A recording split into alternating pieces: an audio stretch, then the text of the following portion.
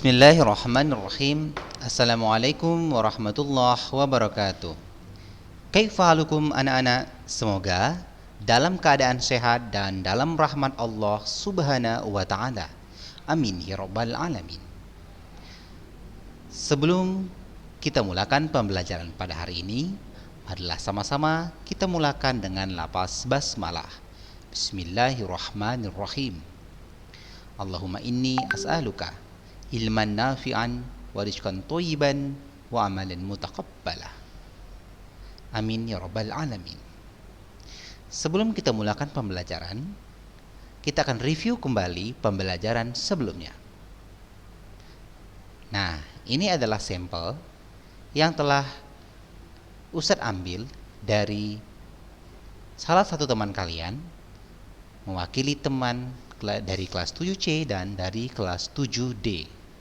Nah, di mana soal pada minggu lalu sebagai kuis pertemuan sebelumnya, yaitu menyebutkan perbedaan simbiosis, baik itu mutualisme, komensalisme, dan parasitisme. Nah, setelah Ustadz cek kedua-duanya, insya Allah jawabannya benar, namun dengan penampilan yang berbeda. Seperti sebagai contoh, ya, Ananda Rizik Mubarak dari kelas 7C, ya. Untuk mutualisme ada cacing dan rumput. Manusia dengan bakteri Escherichia coli. Lalat dengan bunga Rafflesia, burung bangau dengan kuda Nil. Ya, benar sekali. Ini jawaban adalah termasuk simbiosis mutualisme.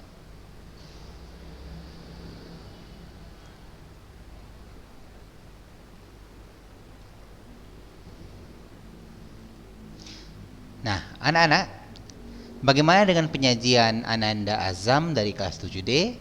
Seperti tabel yang telah Ustadz berikan, yaitu organisme 1 dan organisme 2 terkait mengenai keuntungan maupun tidak untung. Nah, karena di sini mutualisme, sama-sama mutualisme, maka tabelnya adalah sama-sama untung.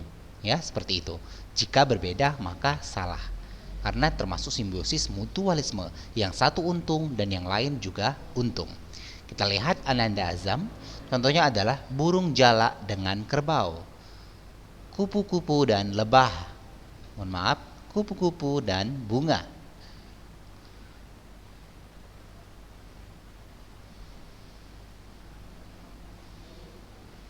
Ini hubungan dengan bunga Rafflesia, berarti lalat ya dengan Rafflesia.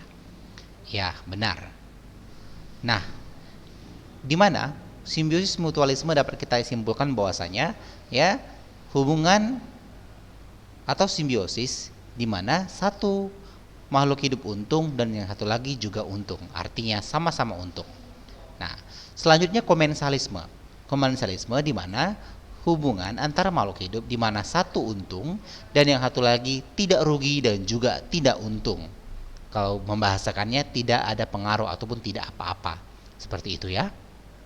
Nah, contoh dari Ananda Azam di situ ada hubungan anggrek dengan pohon mangga. Ya, benar sekali. Hubungan remora dengan hiu, ya, udang dengan udang dengan, nanti dibaca kembali ya. Katak dengan pepohonan ya. Baik. Nah, sedangkan untuk komensalisme Ananda Rizik Mubarak, remora dengan ikan hiu, rayap dengan protozoa, berflagela ya, dan udang dengan timun laut. Oh, berarti ini timun laut tadi ya, udang dengan timun laut. Baik, barakallahu fiik ya. Sedangkan parasitisme yaitu hubungan simbiosis yang satu untung dan yang lain dirugikan. Ya, seperti tawel yang dibuat Ananda Azam, benar sekali ya. Yang lain untung dan yang satu lagi adalah rugi, benar sekali. Nah, contohnya adalah parasit dengan inangnya. Apa saja itu? Yang kedua, nyamuk dan manusia ya. Siapa yang untung? Nyamuknya. Nyamuk menghisap darah manusia. Manusia untung atau rugi? Rugi, karena darahnya dihisap oleh nyamuk ya. Nah, sapi dengan cacing hati ya. itu adalah parasitisme. Lalat dengan buah, ya, parasitisme. Parasit dengan inangnya benar. Ini apa ya? Apa ini ya? Sapi dengan kencing hati, ya benar. Ini nyamuk ya, nyamuk dengan manusia. Nah, perbedaan dalam tampilan baik Ananda Rizik, Mubarak dan Azam memang benar-benar sama jawabannya. Namun Ananda Azam ini mengikuti instruksi yang telah Ustadz berikan, ya. Sedangkan Ananda Rizik masih belum maksimal untuk formatnya, ya. Nah, perlu menambahkan organisme satu dan organisme yang lain sesuai dengan format table yang telah Ustadz berikan. Namun demikian, pada kesempatan kali ini tidak menjadi masalah, ya. Jika sudah benar maka Ustadz benarkan. Maka untuk lain waktu atau untuk selanjutnya, ya, Ustadz harapkan mengikuti instruksi yang telah diberikan, ya. Untuk kali ini masih Ustadz berikan keringanan, ya, sehingga tugas anak-anak Ustadz yang sudah dikirim sudah bisa Ustadz nilai dan Ustadz berikan penilaian ke daftar nilai. Bagi anak-anak Ustadz yang belum selesai, ya segera diselesaikan, karena ini bagian dari tanggung jawab, hak dan tanggung jawab kita. Baiklah anak-anak yang dirahmati oleh Allah Subhanahu wa taala, mudah-mudahan paham ya mengenai materi simbiosis sebagai kuis pertemuan sebelumnya. Nah, itu sebagai apersepsi anak-anak Ustadz, ya. Bahwasanya apersepsi itu materi yang tidak dipelajari hari ini kita kaitkan dengan pelajaran sebelumnya, ataupun dengan cara mengaitkan pelajaran sebelumnya, ya, dengan kita hubungkan pada materi hari ini. Nah, pada materi ini hari ini kita langsung membahas bab selanjutnya, yaitu tentang pencemaran lingkungan, ya. Nah, jadi pencemaran lingkungan ini erat kaitannya dengan simbiosis baik satu dengan yang lainnya. Ya, pengaruh itu sangat terpengaruh bagi makhluk hidup, apakah itu manusia, hewan dan tumbuhan. Nah, adapun tujuan pembelajaran pada hari ini anak-anak Ustadz semua, tujuan pembelajaran yang pertama adalah anak-anak Ustadz mengetahui, ya, pengertian pencemaran, ya. Anak Ustadz mengetahui istilah polutan, ya, melalui PowerPoint ini, ya. Juga anak Ustadz nantinya akan mengetahui pencemaran, jenis pencemaran, ya, serta cara menjaga lingkungan dan contoh soal pembahasan pada hari ini, ya, dengan tepat dan dengan teliti. Baiklah anak-anak, ya, nah, perhatikan skema atau bagan berikut ini, ya. Pencemaran lingkungan terdiri dari pencemaran udara, pencemaran air, dan pencemaran tanah. Nah, pencemaran udara ada penyebabnya, yaitu polutan udara, ya. Demikian juga pencemaran air, ya, berasal dari polutan air, dan pencemaran tanah berasal dari polutan tanah. Bagaimana anak-anak sudah paham ya? Ya. Jadi apa itu pencemaran? Bisakah kalian simpulkan? Benar sekali. Pencemaran merupakan, siapa yang bisa menjawab? Ya, kalian akan menjawabnya nanti setelah kita melihat materi berikut ini. Nah, zat dikatakan polutan apabila ada tiga syarat secara umum zat itu dikatakan polutan. Apa-apa saja? Yang pertama, kadarnya ambang batas. Ya, ambang batas ini berarti melebihi batasnya. Maka dikatakan zat tersebut sebagai polutan. Kedua, berada pada waktu yang tidak tepat. Nah, artinya dalam waktu tertentu itu bisa mempengaruhi lingkungan, sehingga dikatakan berada pada waktu yang tidak tepat. Selanjutnya, berada pada tempat yang tidak semestinya. Artinya, mungkin saja di tempat-tempat tertentu yang seharusnya tidak ada gangguan ataupun katakan polutan ataupun polusi, maka, ya, di tempat yang tersebut seharusnya tidak ada polutan, tetapi ada polutan ataupun polusi. Nah, berarti itu merupakan zat yang dikatakan polutan. Ya, intinya mengganggu. Baik. Bagaimana anak-anak? Apakah kalian semakin paham? Insyaallah ya. Nah, perhatikan sungai, ya, berikut ini. Nah, kira-kira ini bersih atau kotor ya? Ya, tentu saja. Dengan ciri-ciri fisik sebagai berikut: berwarna keruh, berbau, pH asam atau basa, mengandung bahan kimia, dan mikroorganisme pengganggu. Artinya, dapat kita simpulkan bahwa sungai itu bersih atau kotor? Bagus sekali. Jawabannya, sungai itu sudah terkena polusi. Baiklah anak-anak, kita lanjutkan. Perhatikan gambar berikut ini. Apakah gambar ini bersih atau sangat bersih atau sangat kotor? Ya, bagus sekali. Limbah rumah tangga, industri, nuklir, sampah dan sebagainya sangat mengganggu sehingga mereka dikatakan sebagai polutan, ya.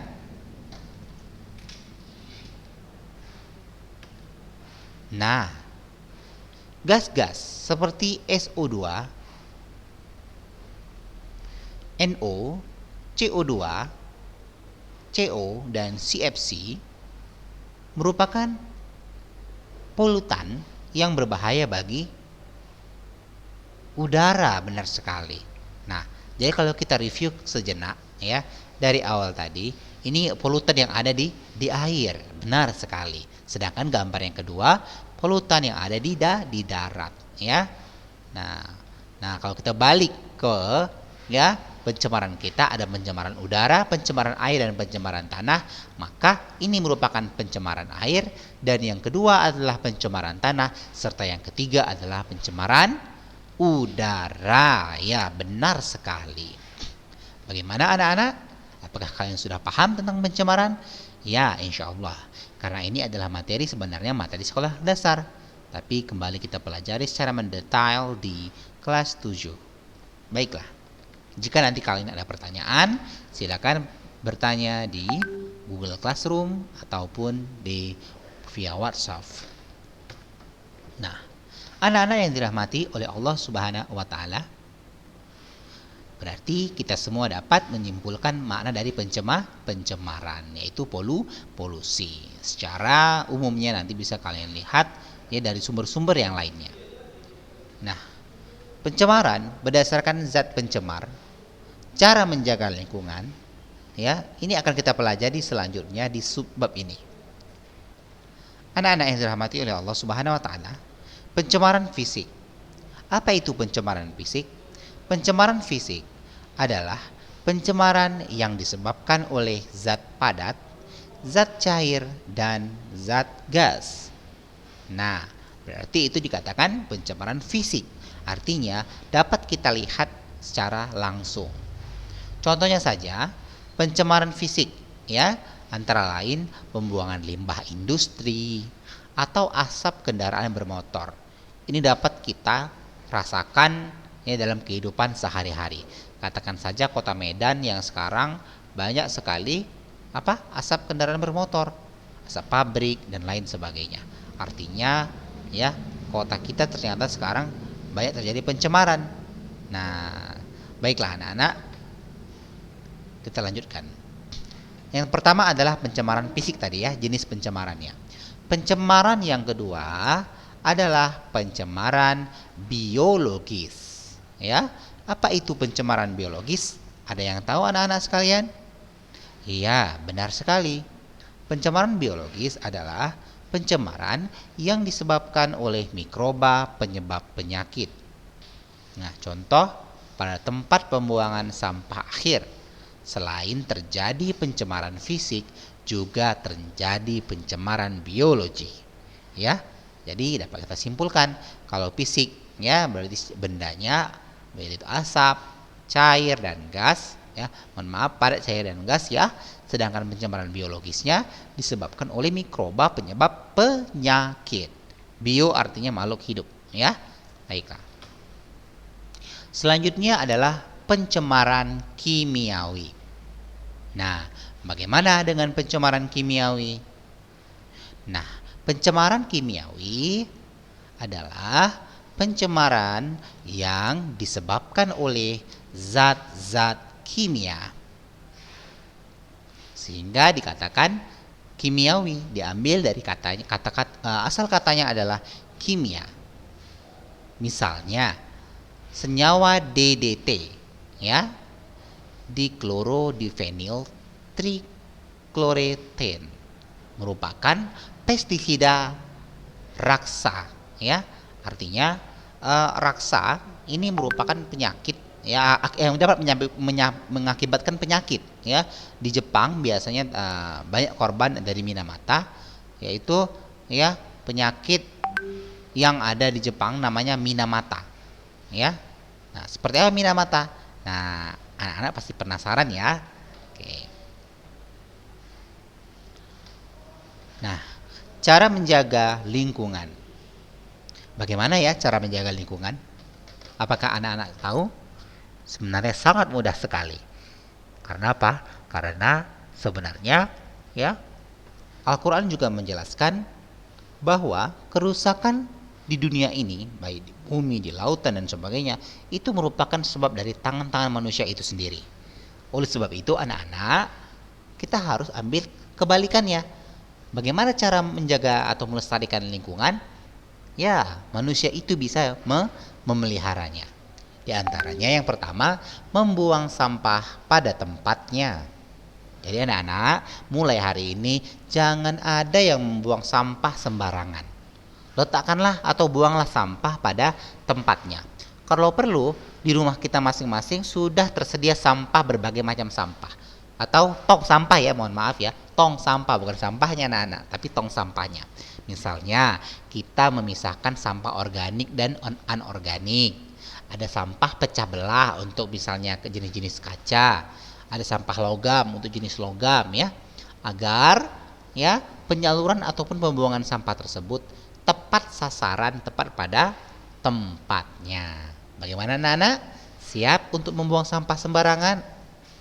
Iya, jangan sampai membuang sampah sembarangan, ya, tapi membuang sampah pada tempatnya, ya, jangan membuang sampah sembarangan, ya. Kita bisa berdosa karena merugikan orang lain. Kenapa bisa merugikan orang lain? Contoh saja, misalnya ketika terjadi banjir, ya, kita membuang sampah di sungai, banjir terjadi, banyak korban. Nah, itu akibat siapa? Akibat manusia itu. Apakah manusia itu berdosa? Tentu saja, karena dia telah berbuat apa? Berbuat kezoliman yang menyebabkan, ya, merugikan orang lain. Nah, pola hidup hemat. Nah, artinya, ya, kita di sini tidak boleh membuang-buang ataupun memakai atau mengonsumsi sesuatu dengan berlebihan. Islam saja mengatur kita, ya, bahwasanya menggunakan air itu untuk berwudu saja, kita tidak boleh berborosan, ya. Nah, masya Allah, ya, memang Islam adalah agama yang sempurna. Masalah menghemat saja sudah semua diatur, ya, insya Allah. Barakallahu fiik. Nah, misalnya apa yang harus kita hemat? Misalnya air, ya, penggunaan air tidak boleh berlebihan anak-anak. Memang air itu merupakan contoh dari sumber energi alternatif. Namun, ya, pemborosan itu dapat terjadi dan dapat merugikan tentunya diri sendiri. Misalnya nanti kalau kita boros air, ya, orang tua kita membayar uang, baik itu air pump maupun air mesin, ya, menggunakan mesin gedap lah katakan, ya. Itu juga kalau kita menggunakannya berlebihan maka akan berakibat boros. Oleh sebab itu anak-anak, ya, jangan boros. Nah, selanjutnya apa lagi yang dapat kita lakukan cara menjaga lingkungan? Yang diantaranya adalah, ya, dengan 5R. Apa itu 5R? 5R adalah reduce. Nah, pernah anak-anak mendengar istilah reduce? Ya. Reduce adalah membatasi jumlah limbah. Contohnya, membeli produk dengan kemasan lebih sedikit. Nah, jadi anak-anak, kita tidak boleh, ya, menggunakan sesuatu itu berlebihan. Artinya apa? Kita beli secukupnya, kita beli seperlunya, ya. Oke. Reuse. Apa itu reuse? Reuse menggunakan sesuatu lagi yang biasanya dibuang atau menggunakan kembali. Contoh misalnya, Ya, kita belanja ya, biasanya kita membawa pulang kantong plastik untuk sebagai wadahnya. Nah, adapun kantong plastik tersebut jangan sampai dibuang ya, tapi dapat kita simpan dahulu, kita bersihkan dan dapat kita pakai untuk keperluan lainnya. Selanjutnya adalah recycle. Apa itu recycle? Recycle yaitu membuat produk melalui proses mekanis untuk mengubah bentuknya. Atau orang sering menyebutnya dengan istilah daur ulang. Ya, daur ulang. Ya. Selanjutnya adalah refire. Apa itu refire? Refire yaitu memperbaiki peralatan rumah tangga atau elektronik yang rusak daripada membeli produk baru. Ya, jika kita masih memungkinkan. Jadi misalnya ini ada kipas anginnya rusak ya, jangan langsung dibuang anak-anak, tapi dibawa ke tempat reparasi elektronik untuk dibenahi. Apakah ada spare part yang diganti ataupun ada kesalahan teknis besi dan lain sebagainya. Selanjutnya adalah recover. Recover yaitu mengubah limbah menjadi sumber daya seperti listrik ya, panas, kompos dan bahan bakar melalui sarana termal dan biologis. Artinya apa? Limbah ternyata juga bisa menjadi sumber daya. Misalnya ini ada sampah dedaunan ya. Jadi itu jangan dibuang anak-anak. Jadi sampah tersebut dapat kita gunakan untuk apa? Ya, untuk dibuat kompos misalnya ya, untuk pupuk dan lain sebagainya.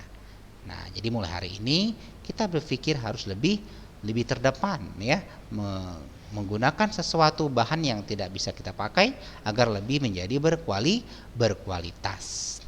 Nah, apa ya kira-kira di daerah sekitar kita yang dapat kita gunakan? Nah, silakan anak-anak bisa cek dan recheck ya di lingkungan masing-masing. Barakallahu fiik. Nah, ini ada sebuah contoh soal yang anak-anak bisa perhatikan.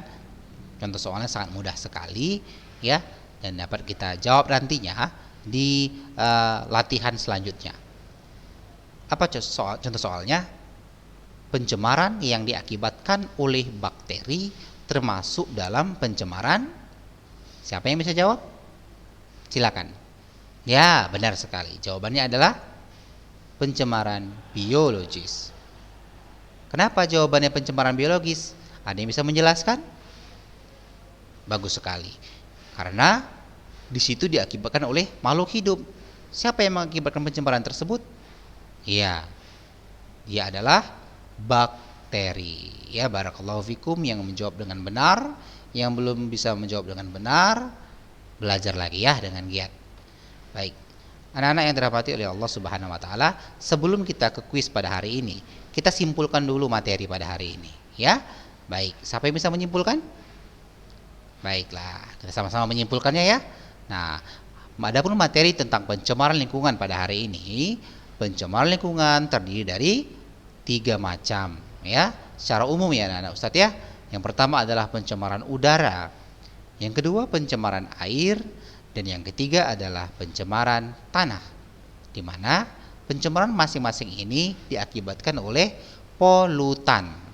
Polutan di udara berarti terjadi di udara, polutan air terjadi di air, dan polutan tanah terjadi di tanah. Nah, ya adapun materi yang dapat kita simpulkan pada hari ini juga, anak-anak semua sebagai leaders of tomorrow, sebagai generasi yang akan datang, anak-anak bertugas dan kita semua untuk menjaga lingkungan kita tercinta, lingkungan yang diberikan oleh Allah Subhanahu wa taala, nikmat-nikmat yang luar biasa.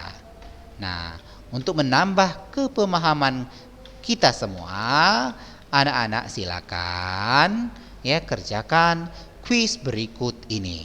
Yang pertama, zat yang mencemari lingkungan dan dapat mengganggu kelangsungan hidup makhluk hidup disebut dengan polutan. Nah, jadi polutan ini dapat berupa zat-zat kimia, debu, suara, radiasi, atau panas yang masuk ke dalam lingkungan. Jadi pertanyaannya, kapan suatu zat padat dikatakan sebagai polutan? Itu yang pertama. Ada tadi ya, ada 3 tadi jawabannya. Apa-apa saja? Putar video ini lagi atau buka kembali PDF ataupun materi ataupun buku kalian.